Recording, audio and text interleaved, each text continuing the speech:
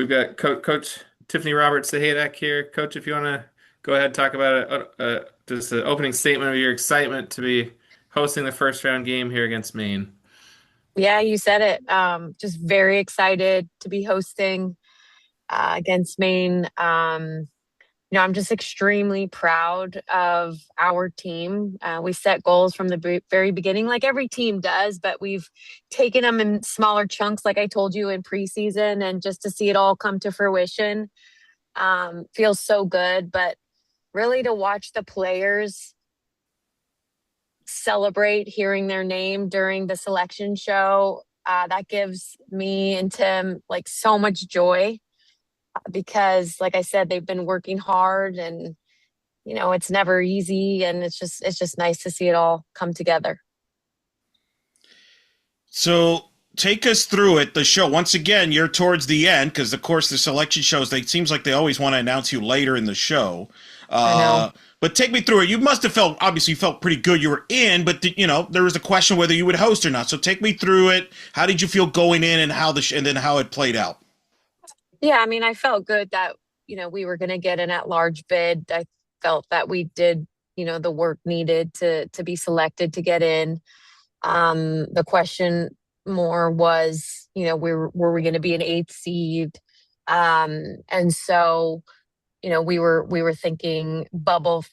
I mean, I didn't think we should be on the bubble for a seed, but you just never know with the committee. And yeah, so when we saw the seven seed and our name pop up, we were extremely excited. I think that was fair. I think the committee did a great job, and I thought it was really fair.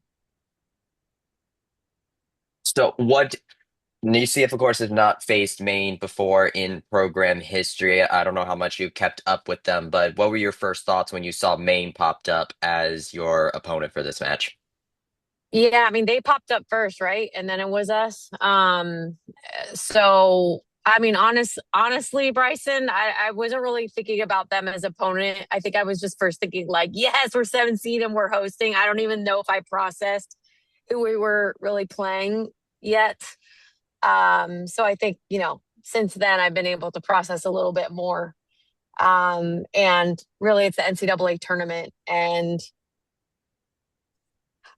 yeah, now that it's settled, I've been able to process. I mean, for me, it's like it's the NCAA tournament. Anything can happen, and uh, we're just gonna be ready. And all season, we've cared about our opponents, obviously, and we do a proper scouting report and a thorough scouting report. But really, it's a lot of the times it's been about us and what we can do and how can we be better and focus on what we do well and make people deal with us. And that's been a theme of ours this season as well. First time since 2017 that UCF has hosted. How does the team feel getting the honor to host this time? Yeah, I mean, it's been, we talked about it, towards the end of conference play. Um, I think when we were going up against BYU, I kind of threw at them a little bit of extra motivation. Like maybe if we knock BYU off, maybe we'll be in consideration of hosting. So, um, I threw that in there a couple of times for, towards the end, like this could seal the deal. Um, and so it's always been in our head, like we're close to that. Um, so we were just very excited. We do well at home, we're in our own environment and we like our surface. Is the weather gonna get better by Friday? I know we're going on a cold front right now, um but yeah. What does it mean for talk about this group? Describe this group because I remember 2022 we spoke in LA and how much you loved coaching that team, and how emotional it was for you. How does this team? I would imagine it's in the same wavelength as far as a group that you've enjoyed. Just talk about this group coming together and accomplishing what they've accomplished to this point. Yeah, this team reminds me a lot of 2022 as far as like the feelings that I have. Love coaching this team. They're all winners. They're all competitors. They all hold each other to a really high standard. They let me get on them when needed. Like, I think it was yesterday. I thought, little thing happened. I was just like, guys, like, what is that? And they're okay with it. They're like, yeah. Like they want to be coached.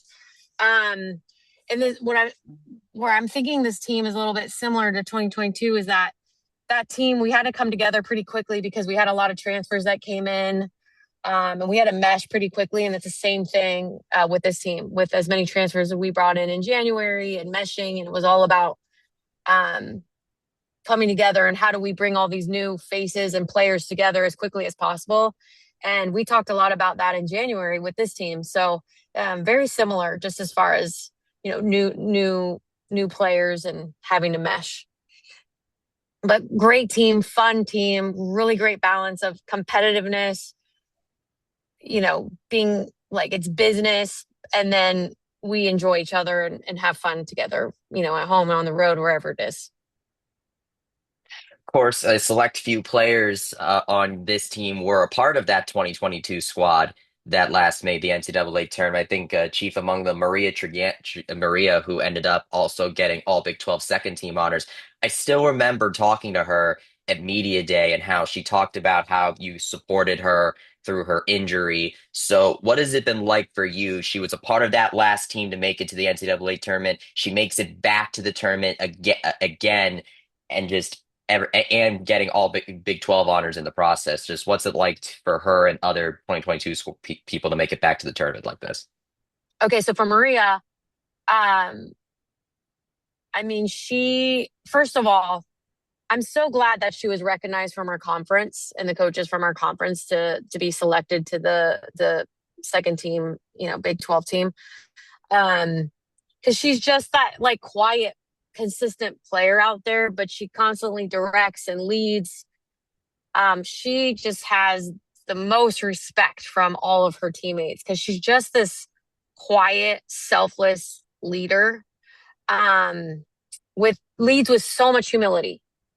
And just so to see her be recognized is incredible. And I know our teammates were very excited to see that she was recognized. We know her value, but sometimes I don't know if other people recognize her value because she does it in a quiet manner. And so, yeah, so it's awesome that Maria gets to experience this. I don't even know if she really played in those games. I don't even think I don't know if Jess played to Jess get into those games. I don't even think so. I don't know. Just Brooks on the team, Audrey, like I don't even think they even played, in those games. So this will be a first time. We're a young NCAA team, I guess. Being a young NCAA team, how confident is the team feeling going into the tournament right now? Yeah, they're very confident. Training's gone well. We had a great training session today. Like I said, I just think it comes from their mentality and how they've been building their behaviors since January together as a team. It's not like they're all of a sudden like having to turn it on. I mean, these are behaviors that they've been building and know that it has to be consistent so that they could keep going and extend the season as long as possible. So, yeah, their mentality is great and their competitive spirit is very high. And I don't know if they have a good balance. Like they're not arrogant, but they are confident. When did you know that this team could be an NCAA tournament team? I know you liked the team. We talked before the season, but was there a moment either right before the season, during the season, where you're like, this team will get us to the NCAA tournament? So, in the spring, I felt really good about this team just because of how our spring games went. We beat UF, and I think they had scored on us first, and then we came back and ended up beating UF 2-1. And that spring game felt like a real match. Like it didn't feel just like a Sunday soccer spring match game. And when I saw our competitiveness and our resilience against UF in the spring, I was like, oh, we got something, and then that was the first time I really felt that this could be a special team. And then in the preseason, the way that everybody was committed, say over the summer, to being ready to go.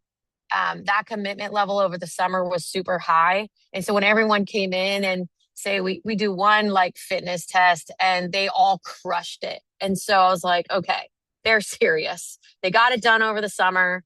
This is a serious group. And then, I think a turning point for us was in conference when, we lost Kalena and Brooke Mulroney right prior to going to Arizona.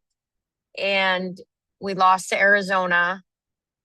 And we turned it around and played our hearts out against Arizona State after just kind of having a rough week, with losing those two. And I thought that was a turning point for us because the way that we were able to kind of refocus and stick together and get the win on the road, I was like, okay, we can get it done. Oh, prior to that, now I'm going down memory lane.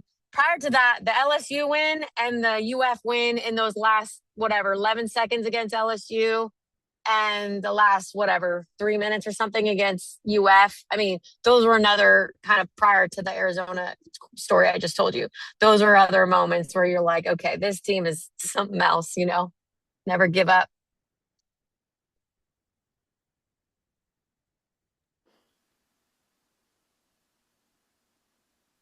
Coach, this season makes it back-to-back seasons that you got a forward to the All Big 12 first team. Last year you have Chloe. This year you got Liz. You also managed to get Rahana Reed in there as well. Both of those two coming from the transfer portal. Well, was this the vision that you saw when you recruited them from the portal?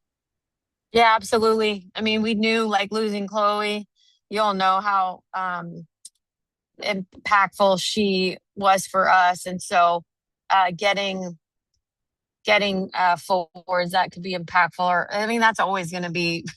I'm sure UCF women's soccer is not alone. I think everyone's looking for those impact forwards. So yeah, it's going to be a goal of ours again as soon as this season's over. We'll be in that transfer portal again, trying to find the next Rana and Liz and Chloe, all the other great forwards we've had in the past. Speaking about Big 12 nominations, Genesis was also nominated in the second all team. Could you speak to her play this season so far? I've said it already, but when she's committed to staying with us in season, all season, and not leave for national team camp and have those inconsistencies in two different teams and training environments. I mean, when she committed to us and said, no, I'm going to stay the whole season. I mean, we knew that's what she needed to gain confidence, just get those reps, the familiarity with her teammates. We knew that could be a game changer for her and for us. So we're really proud of her. She's grown tremendously this season. Her commitment level, her maturity level has grown so much being in the environment consistently. And then I think what also started her off on the right foot was being with the Orlando Pride over the summer and being in that professional environment and being around pros and knowing what that looks like. I think that was a great kind of kickoff to her for her season 2 here.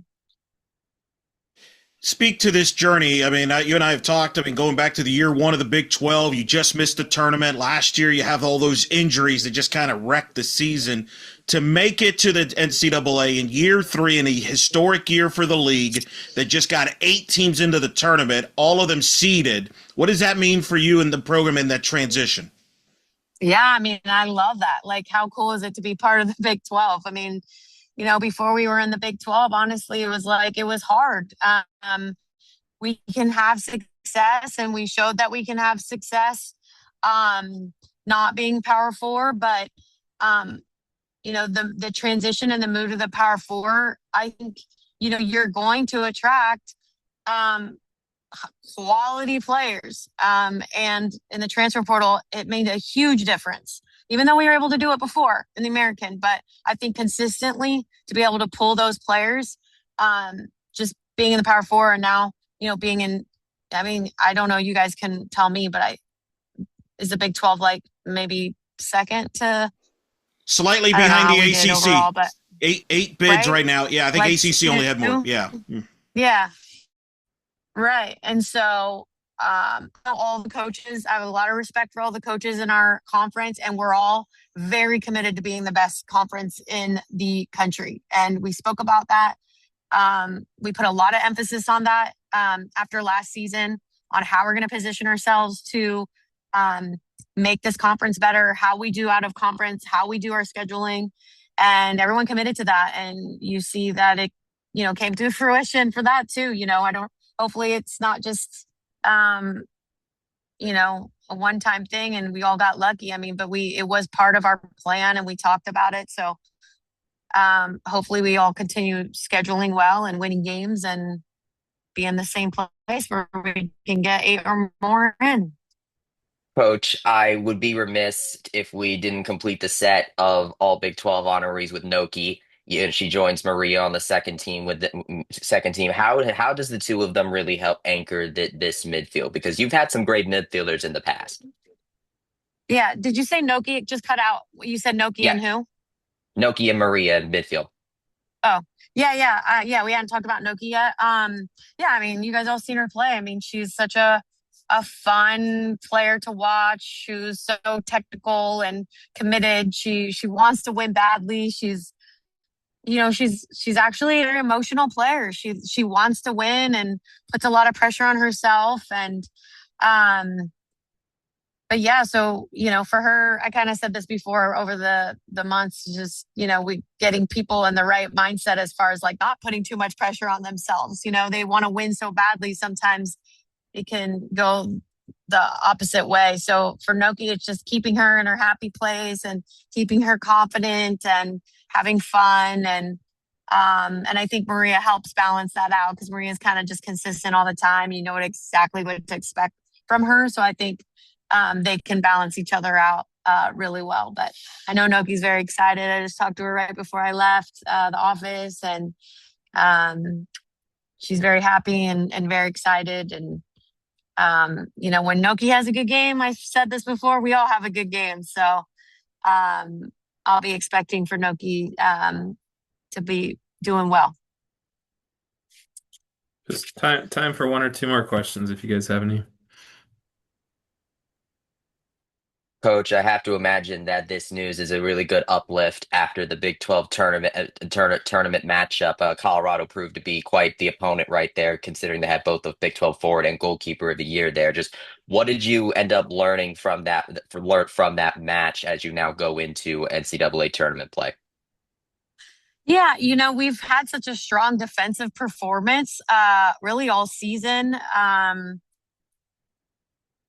so to get scored on like that against Colorado was honest. I hate to say it, but it was like good for us. We haven't been getting scored on. We've been so solid. I mean, going up against Texas Tech and not getting scored on. I mean, that was a tough feat and that was a tough performance for us. So, like a good performance. So I think sometimes a little bit of this has to happen and you recalibrate and say, okay, like, we need to fix things. There are things that we're not good at, and Colorado is very direct. And, they hit long balls are the way we weren't able to assess.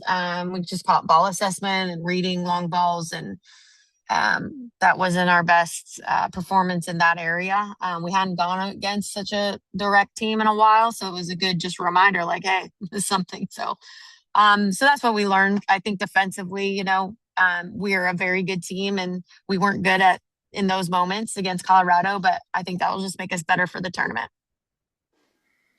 And then I was going to expand on that. I mean, Hope Leba is 21 goals, one of the best goal scorers in the country. Yeah.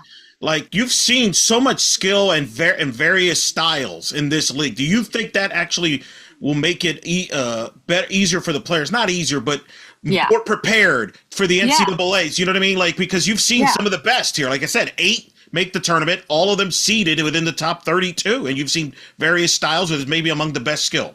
Yeah, I mean, you got to say, like Tim said this the other day, it was like, basically to get into our conference tournament, being the top 8, you have to be the best in the country. So right there, you're proving like you're top 8, you get into the Big 12, you're one of the best teams in the country. That's how hard it was this season. So that right there gives us confidence. But you're absolutely right. We've gone against the best teams in the country already. We've battled toe to toe. We've beaten some of those teams. I mean, we beat LSU, we beat Baylor, we beat BYU. Like we tied Texas Tech. And you play Colorado again, and you see what happens next time, right? So, I think what's so great about when you're in such a strong conference like the Big 12, your confidence has to be running high because you're like, we've seen it all. Like we can beat Maine, we can beat Duke, we can beat Virginia, because they're no different from anyone we've just gone against, back to back, back to back to back to back, all conference.